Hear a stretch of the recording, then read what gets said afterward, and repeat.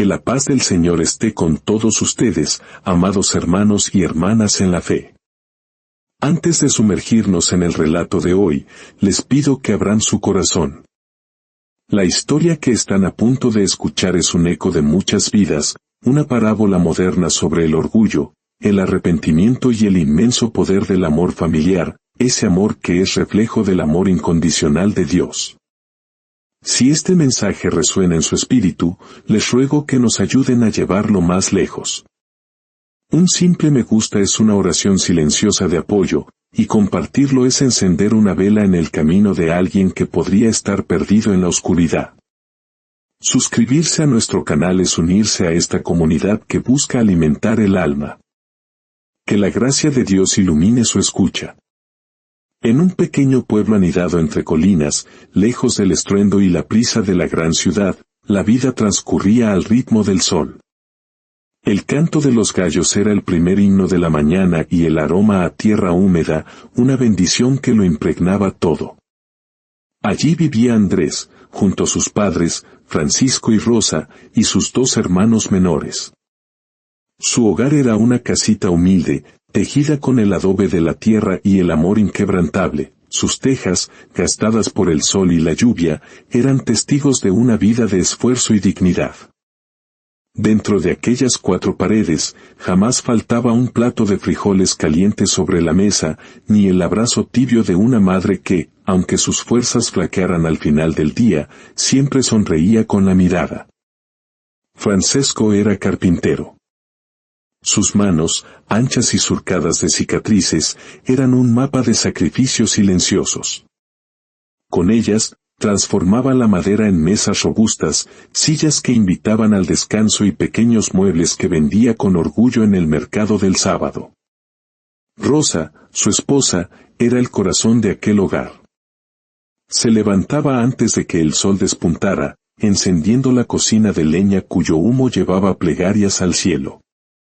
Amasaba las tortillas que alimentarían a su familia, cuidaba con esmero el huerto y los animales, y aún encontraba tiempo y paciencia para remendar la ropa y guiar a sus hijos en las tareas de la escuela.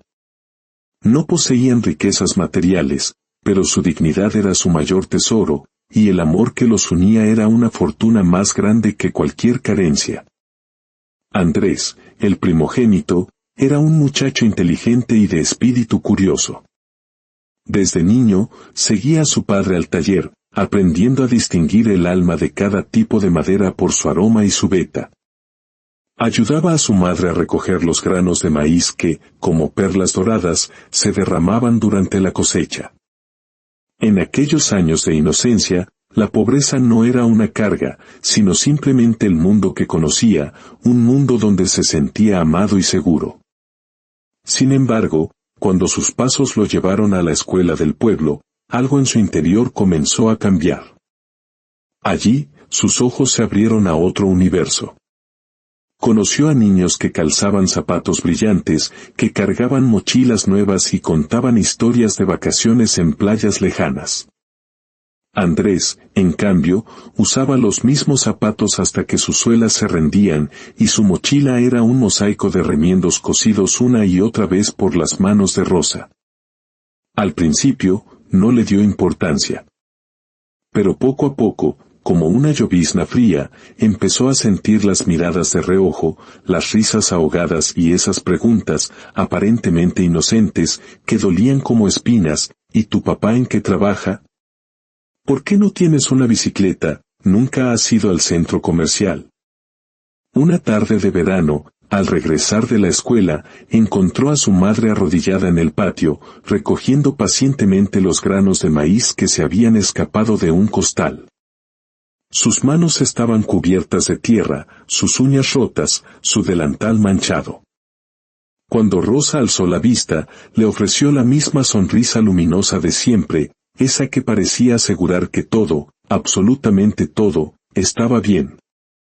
Pero Andrés, con la mochila aún sobre los hombros, se quedó paralizado en el umbral. De repente, sintió una vergüenza ardiente, un fuego que le quemó el pecho y le subió al rostro. Por primera vez en su vida, deseó que nadie lo viera llegar a esa casa. Deseó que nadie supiera que esa mujer, con las manos sucias de tierra, era su madre. Esa noche, la cena transcurrió en un silencio denso. Alrededor de la mesa que Francisco había construido, Andrés observó a sus padres con una nueva y cruel mirada. Vio las arrugas prematuras que surcaban el rostro de su padre, un testamento de incontables horas de trabajo bajo el sol. Vio las manos de su madre temblar ligeramente al servir el caldo caliente, las manos que lo habían acunado y cuidado ahora mostraban el peso de una vida de servicio. Vio los platos desportillados, la ropa remendada, y algo dentro de él se fracturó. Amaba a sus padres, los amaba con cada fibra de su ser, pero una nueva y terrible emoción comenzaba a nacer, el odio por lo que representaban. La pobreza, el esfuerzo que parecía no tener recompensa, una vida que se sentía estancada. Desde aquel día, el niño alegre que corría descalzo por los campos comenzó a marchitarse. En la escuela, evitaba hablar de su familia. Si alguien le preguntaba dónde vivía, respondía con evasivas, por allá, cerca del río. Construyó un muro alrededor de su hogar, no quería que sus compañeros vieran el modesto taller de su padre o el huerto de su madre. En su interior, crecía un anhelo feroz, salir de allí, convertirse en alguien diferente, dejar atrás todo aquello que lo hacía sentirse pequeño y avergonzado. Sus padres notaron su distancia, pero la atribuyeron a los caprichos de la adolescencia. Ya se le pasará, se decían en susurros por la noche. Lo que no podían imaginar era que aquel sentimiento de vergüenza era solo la primera piedra de un largo y doloroso camino que alejaría a Andrés de ellos, un camino cuyo peaje sería mucho más alto de lo que jamás hubieran podido concebir. Los años pasaron, veloces como el viento que azota los cerros. A los 15, Andrés era un joven alto y espigado, el orgullo de la secundaria del pueblo. Su mente era brillante, resolvía problemas matemáticos con una rapidez asombrosa y ganaba cada concurso de ortografía. Sus maestros lo señalaban con admiración, repitiendo una y otra vez la profecía, «Este muchacho va a llegar lejos». Y Andrés se aferró a esas palabras como a una tabla de salvación. Llegar lejos, para él, significaba una sola cosa, huir. La brecha entre su mundo y el de sus compañeros se hacía cada día más profunda. Mientras ellos presumían de teléfonos nuevos y ropa de marca, él seguía vistiendo camisas planchadas por rosa hasta que los cuellos se deshilachaban. Cuando hablaban de ir al cine, él inventaba excusas, ocultando la verdad, no había dinero para lujos, y sobre todo, no quería que nadie lo viera subirse al viejo autobús que lo llevaba de vuelta a su casa de adobe. Una tarde, fue invitado a la casa de Luis, el hijo del comerciante más rico del pueblo. Era una mansión de 2 plantas con jardines impecables y una piscina que brillaba bajo el sol. Andrés se sintió como un extranjero en tierra extraña. Los muebles relucían, el aire olía a nuevo y sobre la mesa había refrescos y pasteles que solo había visto en revistas. Durante la merienda, un amigo de Luis lo miró de arriba abajo y preguntó con la cruel curiosidad de la adolescencia, «Tú vives en una casa de adobe, ¿verdad? ¿No te da mucho calor en verano?» Las risas que siguieron fueron como latigazos. Andrés sintió la sangre subir a su rostro. Balbuceó una respuesta, pero el eco de las burlas quedó flotando en el aire. Esa tarde, al volver, no entró a su casa. Se quedó sentado en el camino, observando la humilde construcción, las gallinas picoteando la tierra, el humo que ascendía de la cocina. Y por primera vez, un odio visceral hacia aquel lugar lo consumió. Comenzó a construir un muro invisible entre él y su familia. Ya no acompañaba a su madre al mercado, pretextando tareas. Ya no iba al taller de su padre, diciendo que necesitaba estudiar. Se encerraba en su cuarto con libros prestados, soñando con las universidades de la gran ciudad, con un mundo donde se hablaba de viajes a Europa con la misma naturalidad con que en su casa se hablaba del clima. Rosa sentía el abismo crecer. Una noche, le confesó a su esposo, Andrés ya casi no nos habla. Creo que se avergüenza de nosotros. Francisco, con su calma inquebrantable, respondió, es joven, Rosa. Quiere más de lo que nosotros tuvimos. Dale tiempo. Pero el tiempo solo endureció el corazón de Andrés. Una mañana, vio a su padre luchar solo para cargar un pesado armario. Francesco sudaba, las venas de su cuello marcadas por el esfuerzo. Ayúdame, hijo, le pidió. Andrés lo miró, y en una mezcla de amor y rabia, respondió con frialdad, tengo que estudiar, papá. Hoy no puedo. Y se encerró en su cuarto. Desde la ventana, vio a su padre pedir ayuda a un vecino. Apretó los puños. Juró que él no sería el hijo del carpintero que necesitaba favores. Juró que nadie volvería a preguntarle por las manos agrietadas de su padre o el olor a leña de su madre. En la escuela, vio las fotos de las vacaciones de sus compañeros, hoteles de lujo, piscinas infinitas, banquetes de ensueño. En ese instante, tomó una decisión silenciosa pero irrevocable, él viviría así, costara lo que costase. El distanciamiento se volvió total. Cenaba de pie, rápido, para encerrarse en su cuarto. Francisco le preguntaba, ¿todo bien, hijo? Sí, papá, solo cansado, mentía. Estaba cansado, pero no de estudiar. Estaba agotado de fingir que pertenecía a un mundo que su corazón ya había repudiado.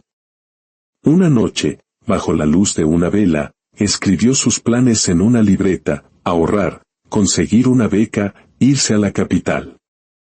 Sintió una mezcla de esperanza y de una culpa que aún no se atrevía a nombrar. No sabía que cada paso hacia su sueño era un paso que lo alejaba de las únicas personas que lo amarían incondicionalmente. No sabía que el vacío que empezaba a crecer en su alma no podría llenarse con títulos ni dinero, sino con algo que estaba a punto de destruir.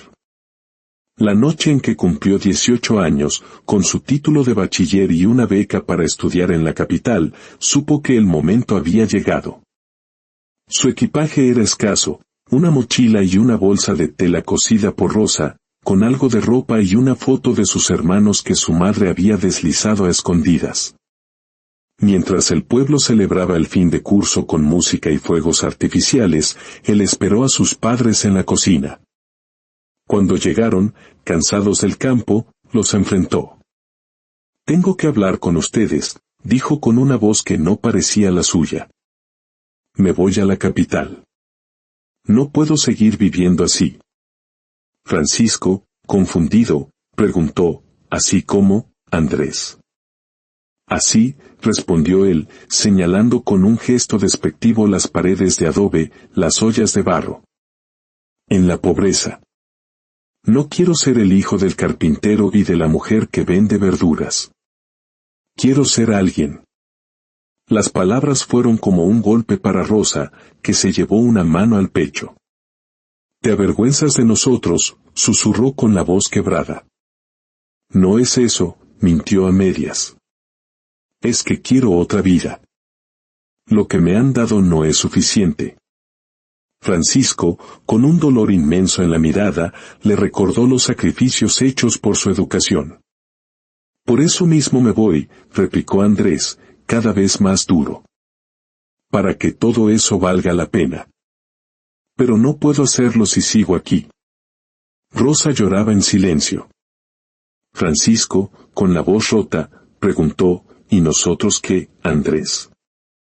¿Qué somos para ti ahora?» Andrés lo miró a los ojos y pronunció las palabras que lo perseguirían por el resto de su vida, «Ya no quiero ser su hijo. Al menos no el hijo que todos conocen aquí». Un gemido se escapó de los labios de Rosa. El rostro de Francisco palideció. Andrés tomó su mochila, y antes de salir, dijo, «Los quiero, pero esto es lo que tengo que hacer». Salió a la noche sin mirar atrás. En la parada del autobús, esperó en silencio. Cuando el viejo vehículo arrancó, vio a lo lejos las luces de su casa, dos pequeñas estrellas a punto de extinguirse en su universo. No lloró. Se convenció de que era lo correcto, de que el dolor pasaría. Se prometió a sí mismo nunca más ser pobre, nunca más sentir vergüenza, nunca más mirar atrás. No sabía que algunas promesas, forjadas en la soberbia de la juventud, terminan hechas añicos contra la dura realidad de la vida. La capital lo recibió con un rugido de luces y asfalto. Por primera vez sintió vértigo, pero también euforia. Aquí, nadie lo conocía. Podía reinventarse. Alquiló un cuarto miserable y trabajó como repartidor mientras estudiaba hasta el amanecer. Cada moneda ganada era un ladrillo en la fortaleza que construía alrededor de su pasado. En la universidad, se sintió un impostor entre los hijos de la élite. Aprendió a imitar sus gestos, su forma de vestir, su manera de hablar. Se inventó un pasado vago y pulcro. Fue Valeria, la hija de un empresario, quien vio en él algo diferente. «Tú tienes hambre de llegar», le dijo. Esa frase fue su pasaporte a un nuevo mundo.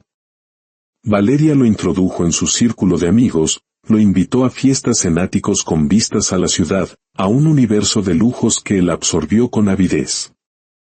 En menos de un año, el muchacho de pueblo había desaparecido, reemplazado por un joven sofisticado y ambicioso. Cuando su madre llamaba, sus respuestas eran cortas, casi un fastidio. «Estoy ocupado, mamá. Te llamo luego». Y colgaba, sin preguntar por sus hermanos, sin preguntar si necesitaban algo. Cada llamada era un recordatorio que no quería escuchar. Una noche, en su nuevo y lujoso apartamento, encontró una vieja foto, el de niño, abrazado a sus padres, sonriendo con la boca manchada de sandía. La borró de su teléfono como si quemara. «Ese ya no soy yo», se dijo. Pero en el silencio, sintió un vacío gélido. Tenía amigos influyentes, éxito académico, pero nadie que lo esperara con un plato caliente, nadie cuyo abrazo fuera un hogar. El éxito tenía un sabor a soledad. A los 22 años, ya era conocido en el mundo financiero como el tiburón. Cerraba tratos millonarios, viajaba por Europa, publicaba fotos de una vida perfecta. Pero el pasado, a veces, regresa sin ser invitado. Una tarde, se encontró con Javier, su amigo de la infancia. Se abrazaron. Javier olía a tierra y a jabón, Andrés, a una costosa colonia. Javier le habló de su vida sencilla pero feliz en el pueblo, de su esposa embarazada, de sus padres. «Los tuyos preguntan mucho por ti», le dijo. «¿Cómo están don Francisco y doña Rosa?» «Bien, bien», mintió Andrés. Javier lo miró fijamente. «Te echan de menos. Tu madre imprime las fotos que subes a internet y las pone en la pared». Una punzada de dolor atravesó a Andrés, pero la ignoró. Esa noche, en una fiesta, intentó llamar a su madre, pero no supo qué decir. Borró el mensaje y volvió al ruido. Días después, Rosa llamó. Su voz sonaba rota. «Tu padre está en el hospital. Se cayó del tejado. La operación es muy cara».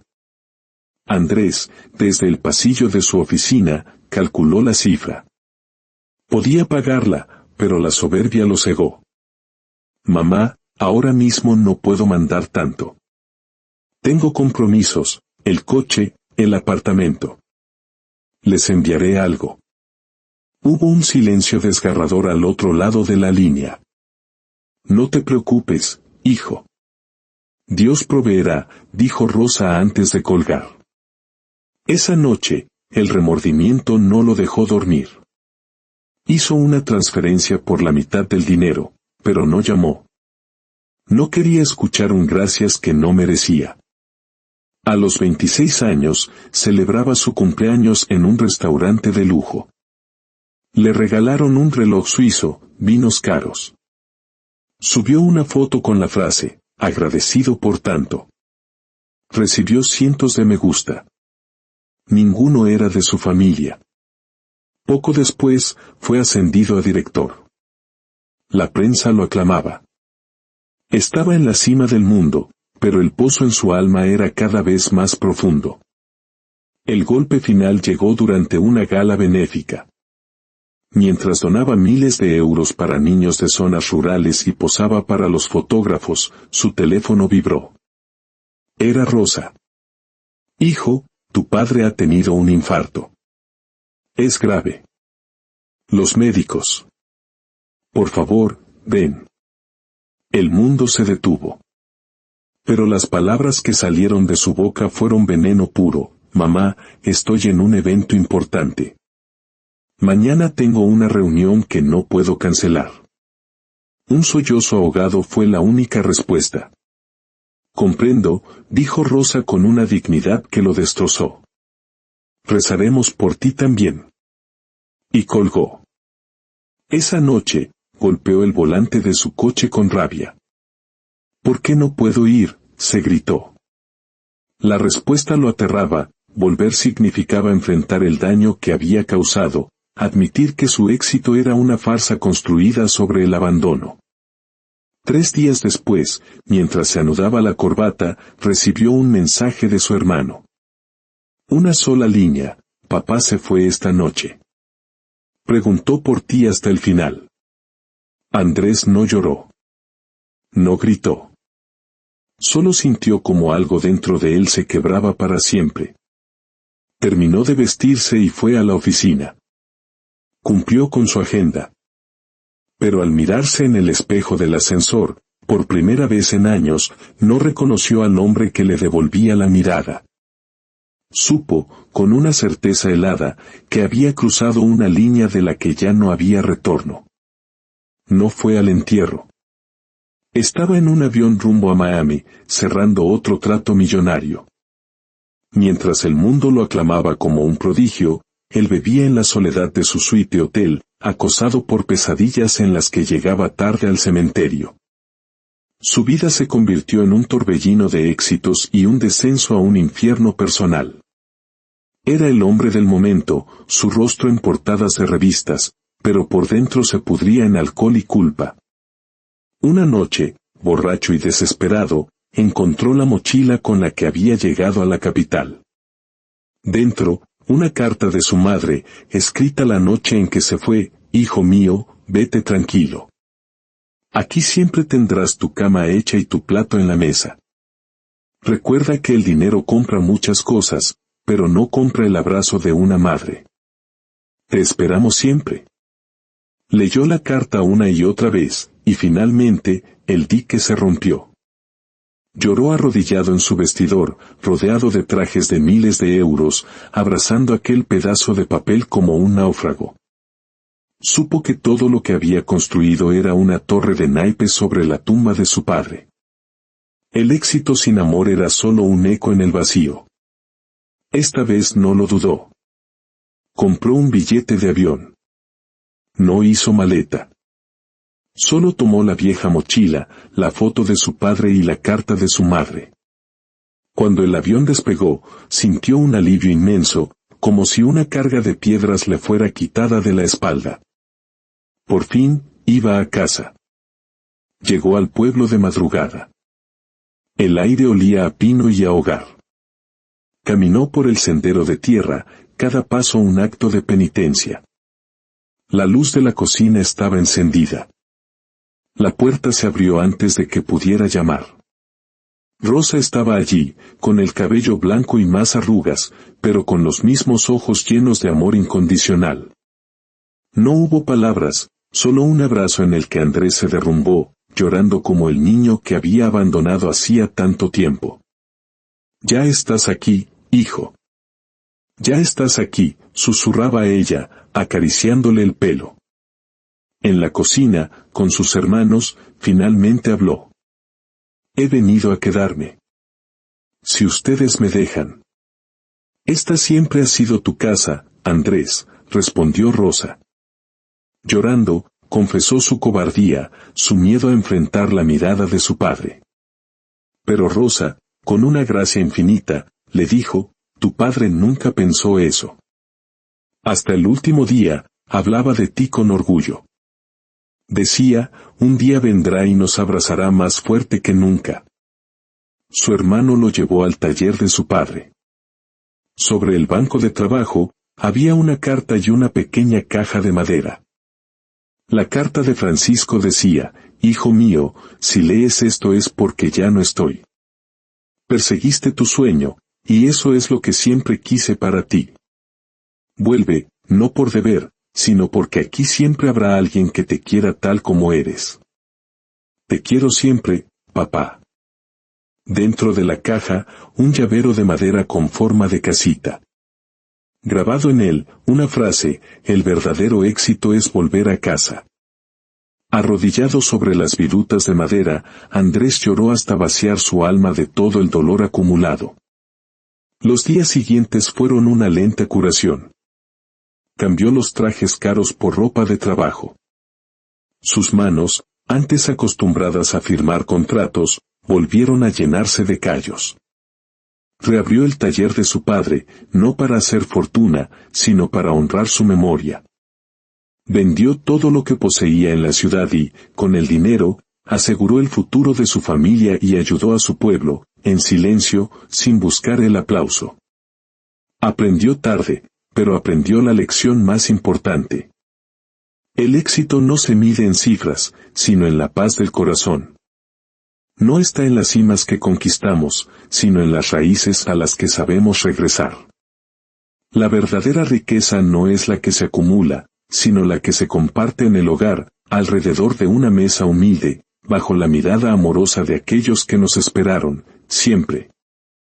Así, la historia de Andrés nos recuerda una verdad eterna, por muy lejos que nos lleven la ambición y el orgullo, el camino de regreso a casa siempre está abierto. Siempre y cuando el corazón esté dispuesto a pedir perdón y a aceptar la gracia del amor incondicional. Gracias de todo corazón por habernos acompañado en este viaje al alma. Si esta crónica ha tocado su espíritu, si ha sembrado en usted una semilla de reflexión, le pido que la comparta. Compartir una historia como esta es compartir una luz de esperanza. Deje un comentario con sus pensamientos, sus palabras son un bálsamo para nosotros. Su me gusta y su suscripción nos permiten seguir tejiendo estos relatos que buscan sanar y unir. Que Dios los bendiga y los guarde siempre, en el sagrado refugio de su familia.